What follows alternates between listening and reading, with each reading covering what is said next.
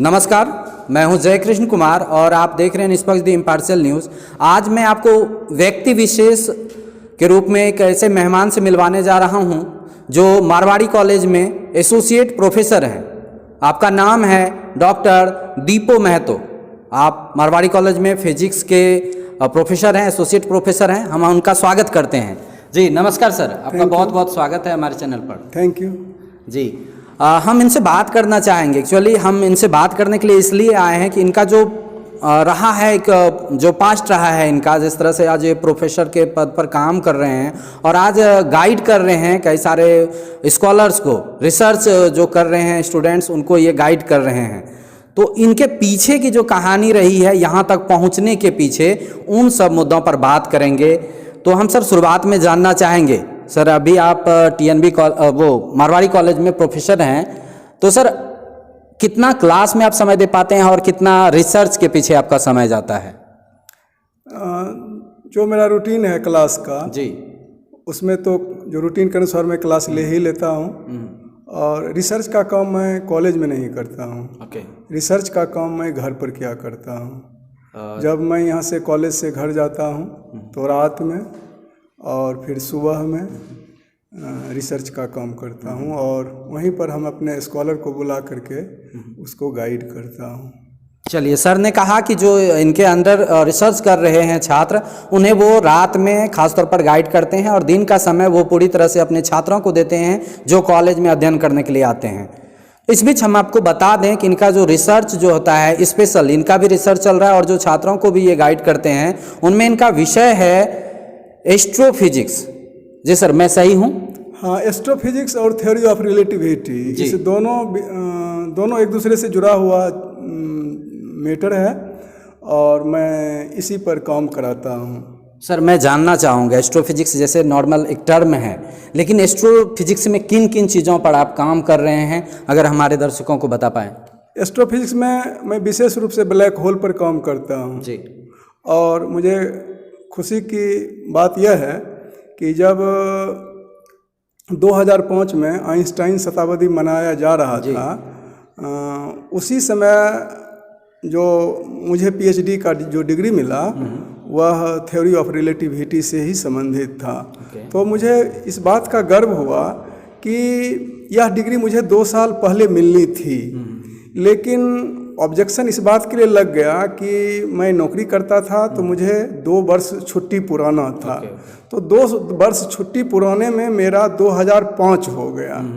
तो 2005 में जब मुझे डिग्री मिली और उसी माह में मिली जिस माह में special theory of relativity Einstein के द्वारा प्रपोज किया गया, कोइंसिडेंट कहेंगे इसे। तो हमको बड़ी खुशी हुई इस बात की कि जस्ट 100 वर्ष के बाद मुझे थ्योरी ऑफ रिलेटिविटी पर ही पीएचडी का अवार्ड मिला।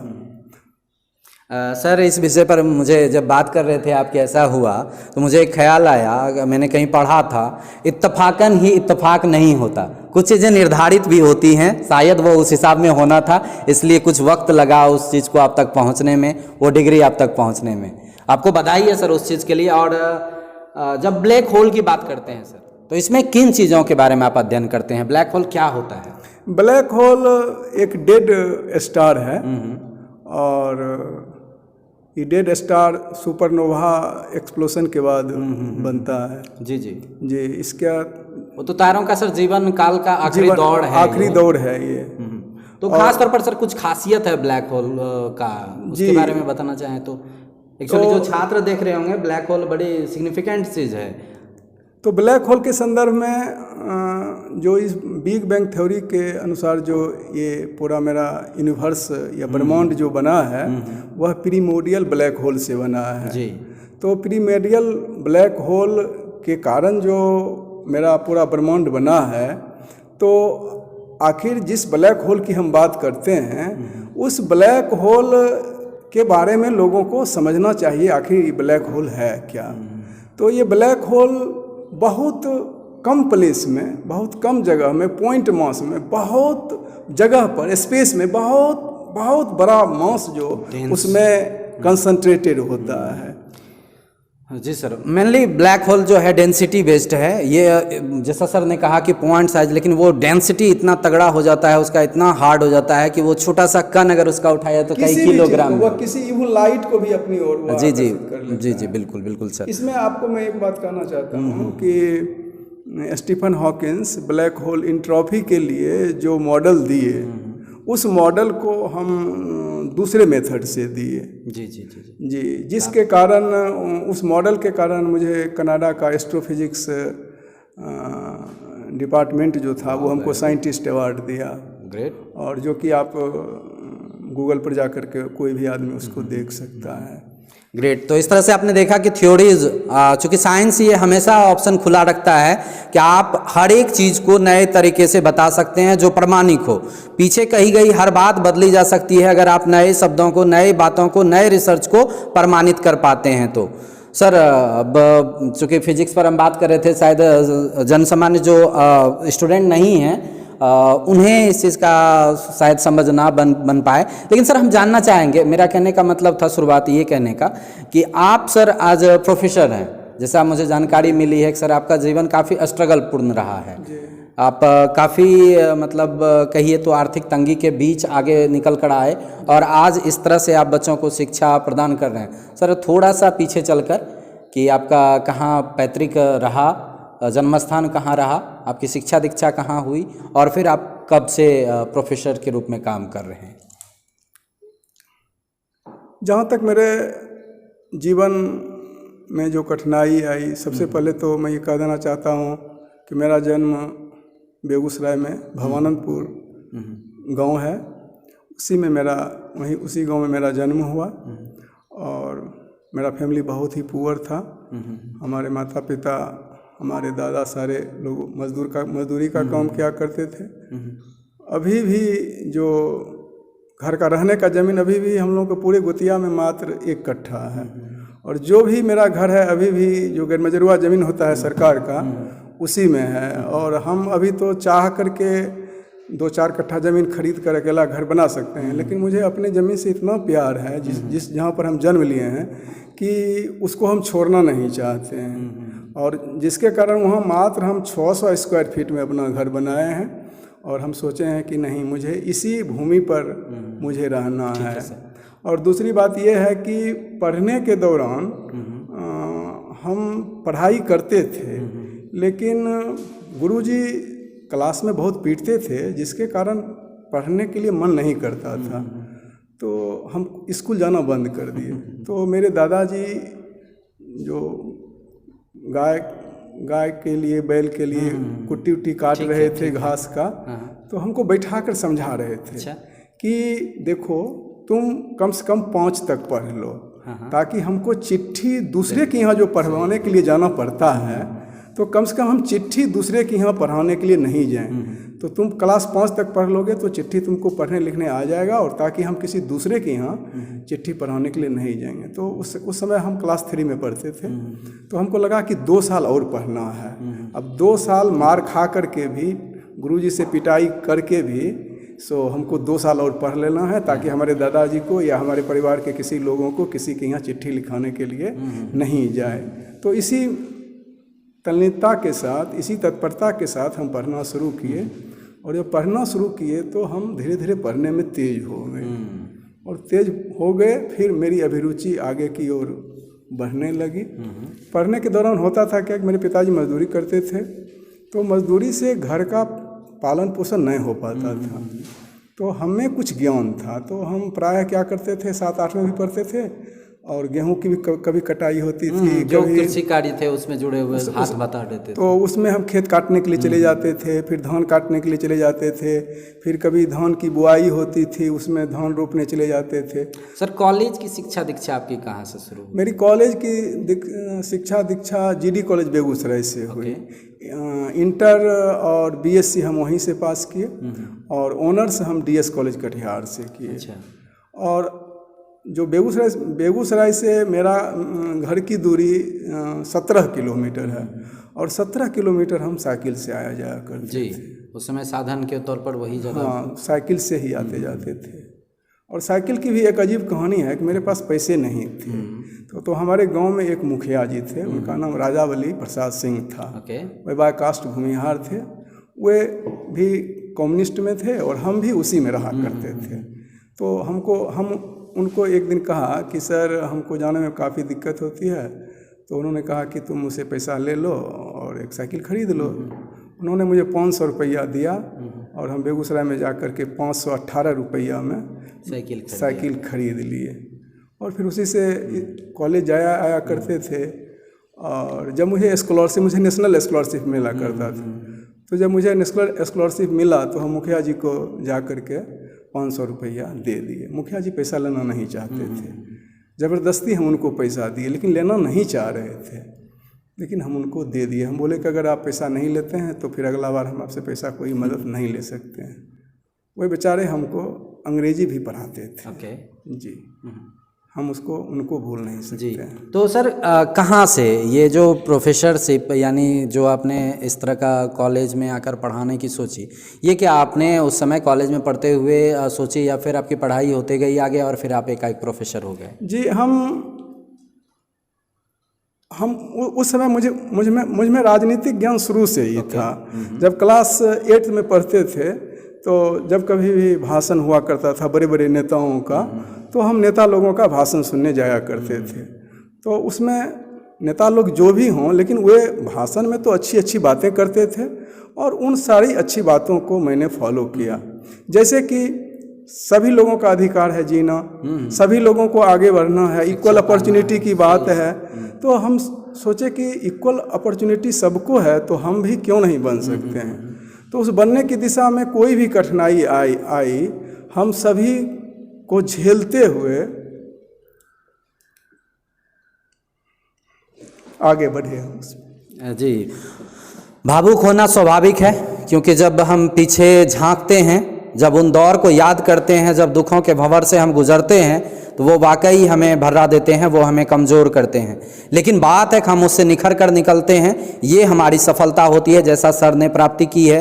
आज बच्चों को, अपने जैसे कई बच्चों को ये रास्ता दे रहे हैं, उन्हें ज्ञान दे रहे हैं। मैं सर आपको जब आप बता रहे थे ना चिट्ठी पढ़ने वाली कहानी, तो एक बहुत बड़े प्रोफेसर हुए हैं, हिंदी के हुए हैं, दिल्ली यूनिवर्सिटी के, डॉक्टर तुलसीराम। अगर आपने पढ़ी हो तो उनकी शिक्षा दीक्षा, उनका भी लाइफ जो था काफ़ी एकदम विसंगतियों और परेशानियों के बीच गुजरा था।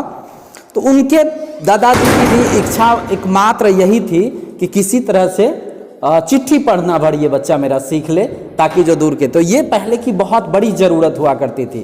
क्योंकि आपने तो सीधी सी बात कहा थी कि चिट्ठी पढ़ाने के लिए दूसरे के यहाँ जाना पड़ता था, लेकिन उस चिट्ठी पढ़ाने के पीछे, मेरा कहने का मतलब है कि वो एक चिट्ठी लेकर परिवार का जन 10 घर घूमता था तो कोई एक 11वां घर वाला पढ़ देता था। पढ़े लिखे लोगों की ये कहिए, हाँ, कमी कह लीजिए, या जो लोग थे, कुछ लोग आपको वैल्यू नहीं कर रहे थे, वो आपको पढ़ने की फुर्सत नहीं महसूस करते थे, ज़रूरत नहीं महसूस करते थे। तो कुल मिला के इन सब चीज़ों को आगे लेकर चलते हैं सर। और अभी के समय में हम सर बात करें, आप जैसे अब कॉलेज में पढ़ा रहे हैं सर, तो बच्चों को, आज के जो बच्चे हैं, उन्हें कैसे गाइड करते हैं, उन्हें किस तरह से आप पढ़ाई के महत्व को समझाते हैं? पढ़ाने के क्षेत्र में जब मैं खास करके फिजिक्स हो, जब इससे पहले कॉलेज से पहले हम हाई स्कूल में थे तो साइंस हो, मैथ्स हो, अभी तो खास करके फिजिक्स ही पढ़ाता हूँ। तो मैं इतना विश्वास से बच्चे को पढ़ाता हूँ कि यदि क्लास में बच्चे नहीं समझते हैं तो इसका मतलब मैं ठीक से नहीं पढ़ा रहा हूँ। एक टीचर की जिम्मेवारी यही। जी, अगर बच्चे नहीं समझ रहे हैं क्लास में तो मैं समझता हूँ कि मैं ठीक से नहीं पढ़ा रहा हूँ। और मुझे पूर्ण विश्वास है कि जब मैं क्लास लेता हूँ तो क्लास माने हिलता है। ओके जी, क्लास मतलब हिलता है, जीवंत रहता है वो। जी, और मेरी बात को 100% बच्चे समझते हैं। चलिए, ये अच्छी बात है, एक शिक्षक को ये आत्मसंतुष्टि हो कि उसके बच्चे बेहतर समझ रहे हैं। और सबसे बड़ी बात है कि उनमें आत्म अवलोकन करने की इच्छा होती है कि अगर बच्चे नहीं समझ पा रहे हैं तो ये हमारी कमजोरी है, ये बड़ी बात है। जी सर, अगर आज के समय के छात्रों के लिए हम कहना चाहें कि आप कुछ उन्हें मार्गदर्शन करना चाहें तो क्या कहना चाहेंगे? मैं तो बच्चों को हमेशा गलत बात मैं कभी बोलता हूँ नहीं, मैं झूठ कभी नहीं बोलता हूँ। क्योंकि झूठ इसलिए नहीं बोलता हूँ कि मुझे लगता है कुछ लोग झूठ भी बोलते हैं, जो टीचर में कुछ लोग हैं वो झूठ भी बोलते हैं और सफलता भी पा लेते हैं कुछ एक जगह, और कुछ एक सफलता भी पा लेते हैं। लेकिन मुझे लगता है कि एक प्रोफेसर समाज का सबसे पढ़ा लिखा व्यक्ति होता है। बिल्कुल। और उस पर से अगर लोगों का विश्वास हट जाए कि वो झूठ बोलता है, तब लोग किस पर विश्वास करेगा। इसलिए मैं अपने लाइफ में कभी भी झूठ नहीं बोलता हूँ। मुझे लगता है कि मैं 99.99% मैं सही बोलता हूँ। चलिए, ये अच्छी बात है। एक्चुअली जैसे पंच परमेश्वर आप लोगों ने सुनी होगी या पढ़ा होगा, उसमें देखा होगा कि एक बेईमान जिसके नीयत में खोट रहती है, लेकिन जब उसके पास कुर्सी मिलती है तो वो जिम्मेवारी को समझता है और ईमानदारी रखता है। तो इस तरह से जो है कि अगर एक प्रोफेसर अपने आप को ये समझ पा रहे हैं कि हमारी जिम्मेवारी बनती है कि हम सच बोलें। सच तो हम एक की, हर एक शिक्षित, एक पढ़े लिखे की ये जिम्मेवारी है कि हम जो बने हैं, हम ज़माने को बेहतर करने के लिए बने हैं। जब हम बेहतर करने के लिए बने हैं तो हमारी जिम्मेवारी बढ़ जाती है कि हम एक अच्छे समाज का निर्माण करें, अच्छे उदाहरण को पेश करें, ताकि दूसरे लोग भी उस शिक्षित और जो कहें कि जीवन को बेहतर तरीके से जीने के लिए अग्रसर हों। जी सर, हम इस संदर्भ में हम हाँ एक सर। बात और कहना चाहते हैं कि लगता है कि 1700-1800 ईस्वी की बात है कि डार्विन का जो सोच था, उस समय डार्विन का जो सोच था, उतना वर्ष पहले की मैं बात कर रहा हूँ कि उतना सोच अभी और कुछ अभी इतने माने पढ़े लिखे लोग जो होते हैं उनका सोच भी देखते हैं 5वीं शताब्दी वाला है।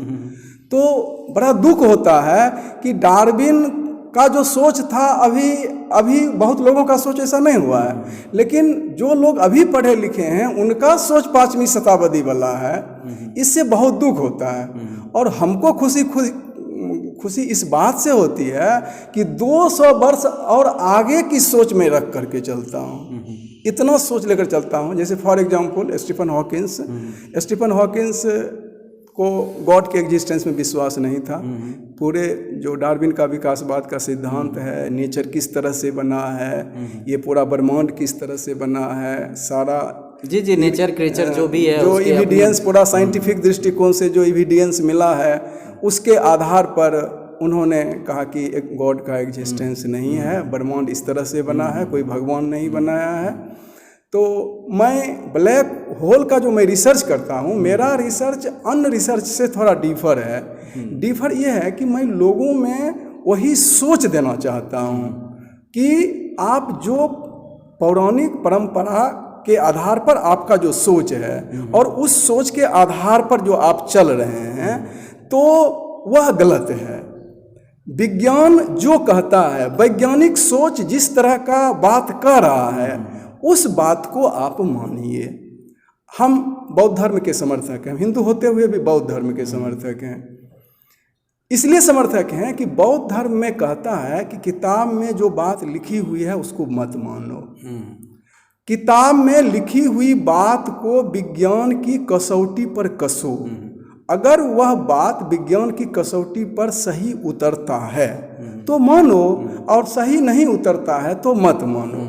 हम भी इसी सोच से किसी बच्चे को हमेशा कहते रहते हैं, देखो जो पौराणिक परंपरा है, हमारी संस्कृति है, जो भी है, तो उसको विज्ञान की कसौटी पर देखो। अगर विज्ञान की कसौटी पर वह सही उतरता है तो उस चीज़ को अनुकरण कर लो, और यदि उस चीज़ का अनुकरण नहीं करोगे तो पीछे ही रह जाओगे।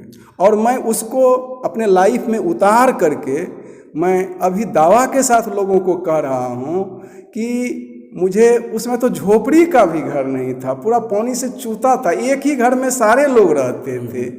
और वहाँ से मैंने सफ़र किया, और सफ़र हम मिडिल स्कूल के टीचर बने, बीपीएससी से बने, फिर मेरा 38वीं हम मेंस क्वालिफाई किए थे।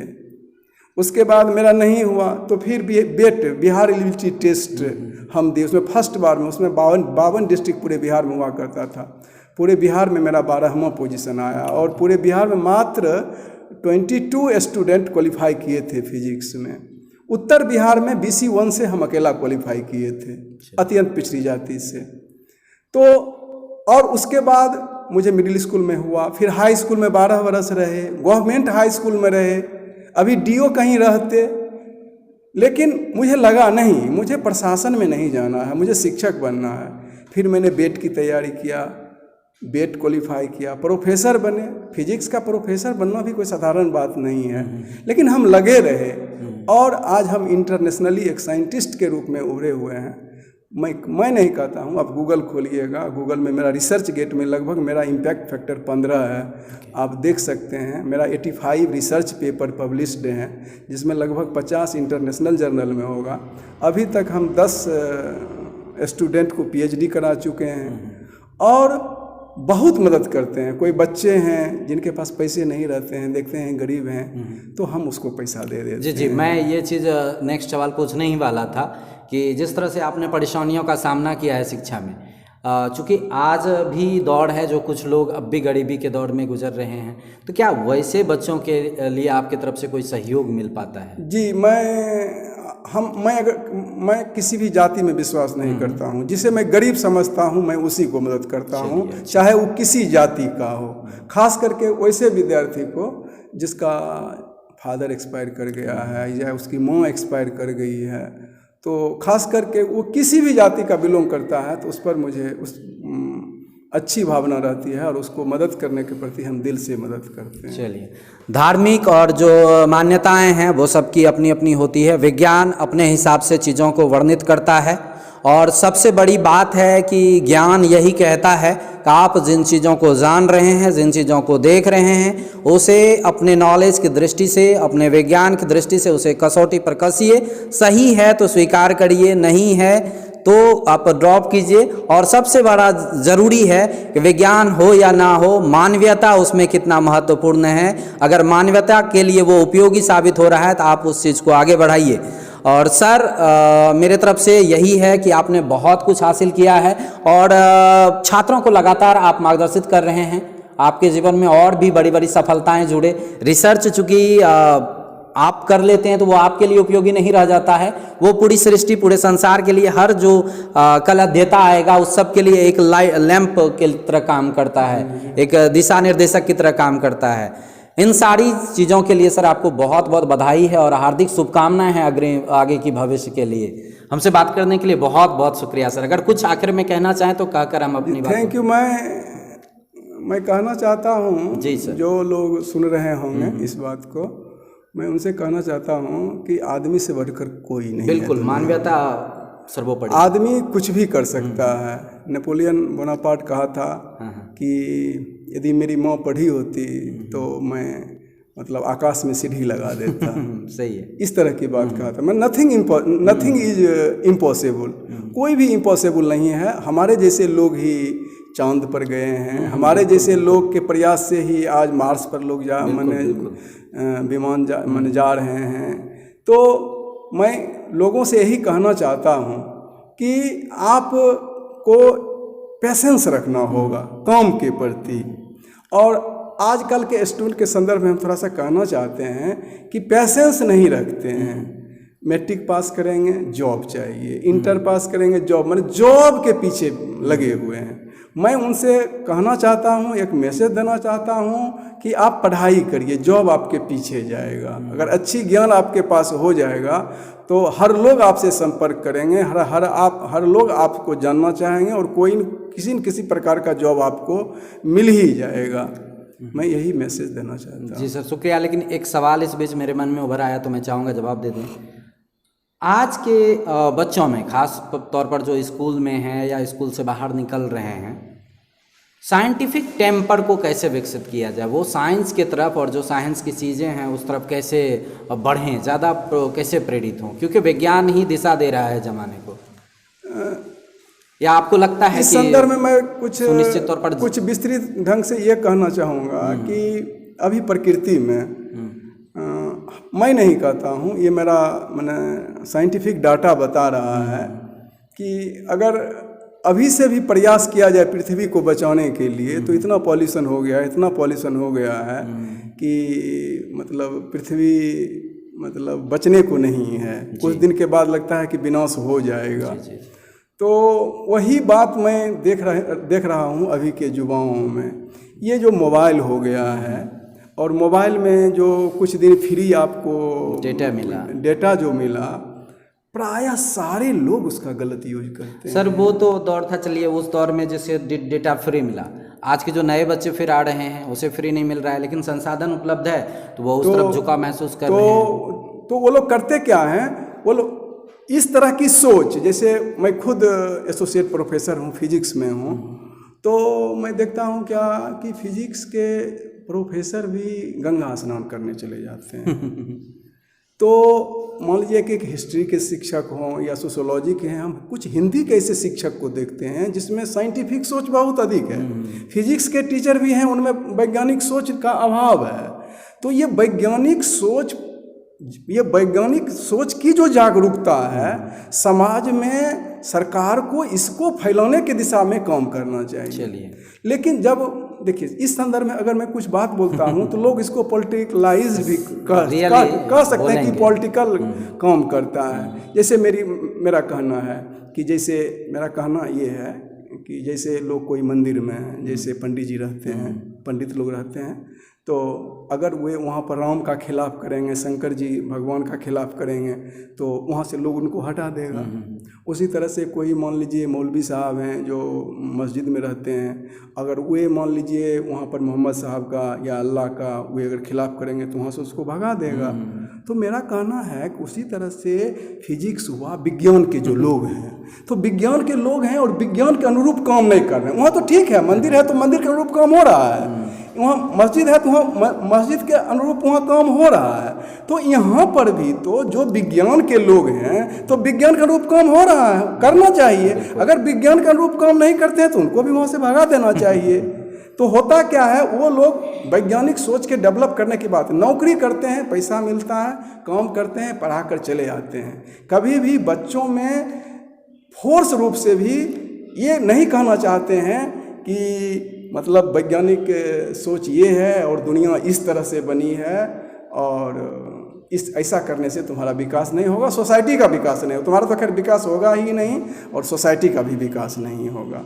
और मैं ये कहना चाहता हूँ कि मैं लोगों से कहना चाहता हूँ कि आप ऐसा काम करिए कि अमर रहिए, मरने के बाद भी लोग आपको भूले नहीं। इसमें आप दो काम कर सकते हैं, एक सामाजिक काम कर सकते हैं, समाज के लोगों के लिए इतना बढ़िया काम करिए कि इतिहास गवाह हो जाए आपके लिए, अथवा वैज्ञानिक खोज इस प्रकार का करिए कि जब तक दुनिया रहेगी तब तक आपका नाम रहेगा। चलिए सर, बहुत बहुत धन्यवाद हमसे बात करने के लिए सर, बहुत अच्छा लगा और मुझे लगता है कि दर्शकों के लिए भी काफ़ी सारी बातें सीखने को मिलेगी, बहुत सी चीज़ें विमर्श करने को मिलेंगी। क्योंकि बात है कि विज्ञान की जब हम बात करते हैं तो बहुत सी चीज़ें हैं जो पौराणिक है, रूढ़िगत हैं या जो धार्मिक हैं, उन सब मान्यताओं पर चोट तो पहुंचता है और इन सब चीज़ों के साथ विमर्श करना ही विज्ञान है। हमसे बात करने के लिए बहुत बहुत धन्यवाद सर का। और फिर व्यक्ति विशेष में आज इतनी ही, आज का मुलाकात इतना ही। जी शुक्रिया सर। Thank you.